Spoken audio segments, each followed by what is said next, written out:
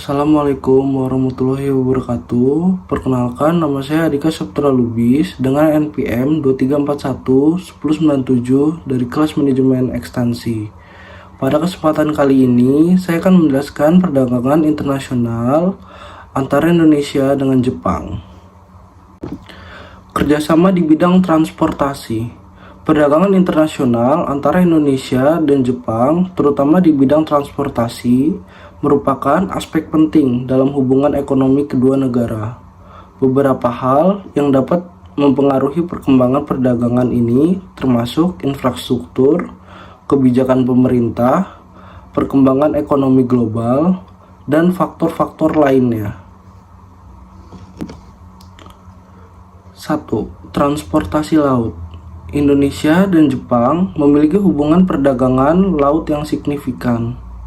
Pelabuhan-pelabuhan utama seperti Tanjung Priok di Jakarta dan Pelabuhan Yokohama di Jepang menjadi titik penting dalam aliran barang.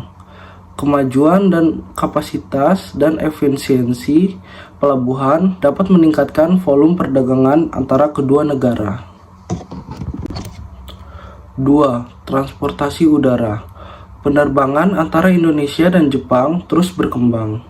Adanya lebih banyak rute penerbangan dan peningkatan kapasitas transportasi udara dapat meningkatkan konektivitas dan mempercepat pertukaran barang antara kedua negara. 3. Infrastruktur darat. Perkembangan jalan, rel kereta api, dan sarana transportasi darat lainnya juga memainkan peran kunci dalam meningkatkan perdagangan. Investasi dalam infrastruktur transportasi darat dapat membuka akses ke daerah-daerah yang sebelumnya sulit dijangkau, meningkatkan efisiensi logistik. 4. Kebijakan pemerintah. Kebijakan perdagangan dan investasi dari pemerintah Indonesia dan Jepang dapat mempengaruhi perkembangan perdagangan. Adanya kebijakan yang mendukung investasi asing dan mempermudah arus barang antara kedua negara dapat memberikan dampak positif. Perkembangan ekonomi global.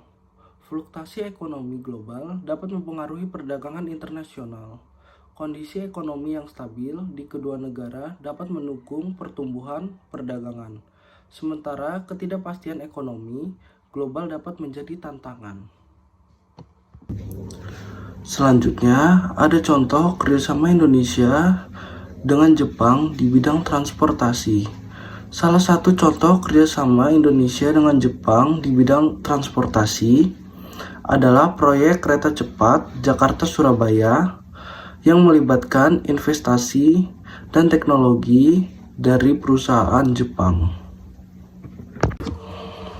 Selanjutnya, prospek perkembangan 5 tahun ke depan. Yang pertama, dengan investasi yang terus meningkat dalam infrastruktur Indonesia dan Jepang, terutama di sektor transportasi, prospek perdagangan antara kedua negara kemungkinan besar dapat terus berkembang positif.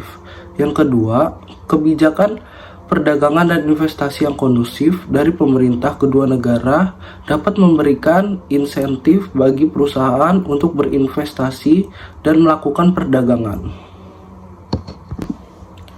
Ketiga, adopsi teknologi baru dalam sektor transportasi seperti sistem logistik cerdas dan penggunaan teknologi hijau dapat meningkatkan efisiensi dan berkontribusi pada perkembangan yang berkelanjutan.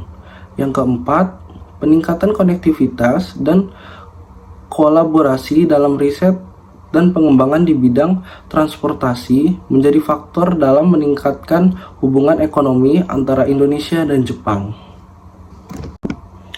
Selanjutnya, ada kesimpulan. Penting untuk dicatat bahwa perkembangan ini dapat dipengaruhi oleh berbagai faktor, termasuk perubahan dalam kebijakan pemerintah, kondisi ekonomi global, dan peristiwa-peristiwa tak terduga lainnya.